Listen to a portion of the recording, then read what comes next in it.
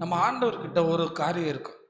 உலகத்தில் எங்கெல்லாம் வளர்ச்சி ஏற்படுதோ அங்கெல்லாம் சுவிசேஷம் சொல்றதுக்கு ஆட்கள் அனுப்புவார்.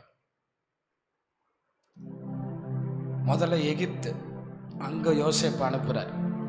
ரெண்டாவது அசீரியா, அங்கே தான் நிறைய பேர் அனுப்பப்பட்டிருக்காங்க. யோனா தீர்க்கதரிசி, நாகும் தீர்க்கதரிசி, நீங்கள் படிச்சிருப்பீங்கள்ல.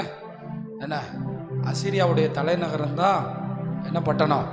Nineveh, capital city. அந்த காலத்தில் சிட்டின்னு அழைக்கப்படுது. அங்கேயும் கடவுள் தீர்க்கதரிசிகளை என்ன செய்கிறார்? அனுப்புகிறார். அடுத்து மூணாவது சாம்ராஜ்யம் பாபிலோனிய சாம்ராஜ்யம். அங்கே யாரெல்லாம் போனாங்க? தானியேல் போனார், சாத்ராக் மேஷாக் ஆபேத்நேகோ, இப்படிப்பட்டவங்க போனாங்க. நாலாவது சாம்ராஜ்யம் மேதிய பெர்சியா. அங்கே எஸ்தர், நெகேமியா, இன்னும் நிறைய பேர், மொர்தகாய், இவங்க எல்லாம். இதுலேருந்து என்ன தெரியுதுன்னா, உலகத்தில் எங்கெல்லாம் பெரிய உயர்வு இருக்கோ அங்கெல்லாம் சுவிசேஷத்தை அறிவிக்க ஆட்கள். இன்னைக்கு அமெரிக்காவில் சொல்லவே வேண்டாம். ஆண்டவர் நிறைய ஊழியர்களை வச்சிருக்கார்.